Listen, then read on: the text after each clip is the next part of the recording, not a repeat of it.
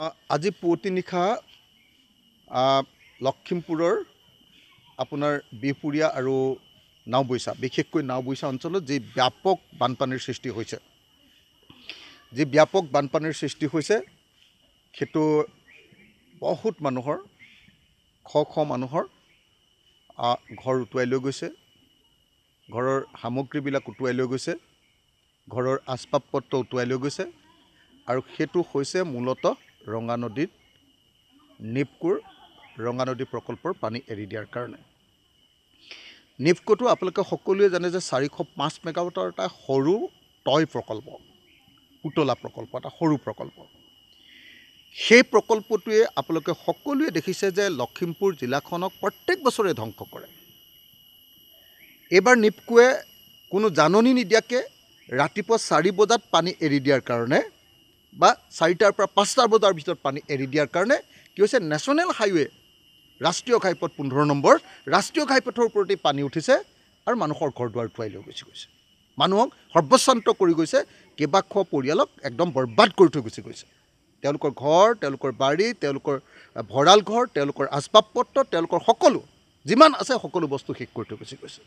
যদি 405 মেগাৱাটৰ এটা টয় বা পুতলা প্ৰকল্পই যদি সদায় এনেকৈ অসমীয়া জাতিক ধ্বংস কৰিব পাৰে, লখিমপুৰ জিলাখনক ধ্বংস কৰি দিব পাৰে, তেতিয়াহ'লে এই যে নামনি সোৱণশিৰি জলবিদ্যুৎ প্ৰকল্প 2000 মেগাৱাটৰ আজিৰ দিনটোত এছিয়াৰ ভিতৰত সৰ্ববৃহৎ নদীপাৰ প্ৰকল্প, সেইটো সম্পূৰ্ণ হৈ যোৱাৰ পাছত কি হ'ব আপোনালোকে নিজে কল্পনা কৰক।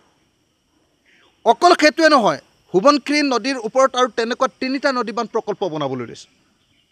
দিবাং নদীৰ ওপৰত আটাইতকৈ ডাঙৰ 10,000 মেগাৱাটৰ নদীবান্ধ প্ৰকল্প বনাবলৈ লৈছে। চিয়াং নদীৰ ওপৰত তেনেকুৱা ধৰণৰ ডাঙৰ নদীবান্ধ প্ৰকল্প বনাবলৈ লৈছে। কাম আৰম্ভ কৰিছে, ক'ৰবাত পাৰ্মিশ্যন পাইছে, ক'ৰবাত কনষ্ট্ৰাকশ্যন আৰম্ভ কৰিছে, ক'ৰবাত ষ্টাডিৰ পৰ্যায় চলি আছে। যেনে সামগ্ৰিকভাৱে এই বৃহৎ নদীবান্ধবিলাকৰ ভয়াৱহ যি পৰিস্থিতি হ'ব, তাৰ যি প্ৰভাৱ পৰিব, সেই প্ৰভাৱৰ কাৰণে আমি বাৰম্বাৰ কৈ আছোঁ যে অসমৰ মানুহ জীয়াই থাকিব নোৱাৰে, অসম ধ্বংস হৈ যাব, অসম শেষ হৈ যাব।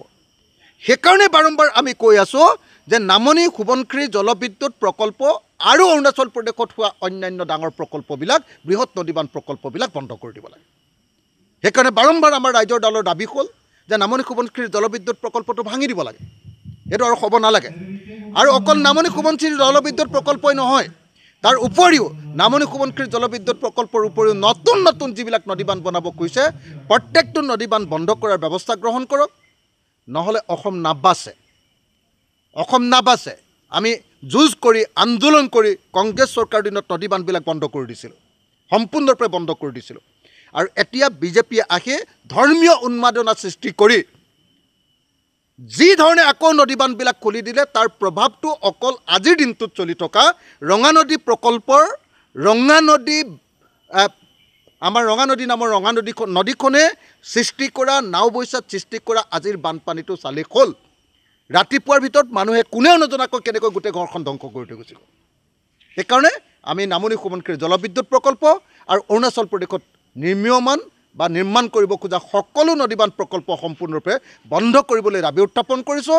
আৰু যেতিয়াই আমি চৰকাৰত বহিবলৈ সুযোগ পাম, তেতিয়াই আমি এই নদীবান্ধবিলাক বন্ধ কৰাৰ ব্যৱস্থা গ্ৰহণ কৰিম।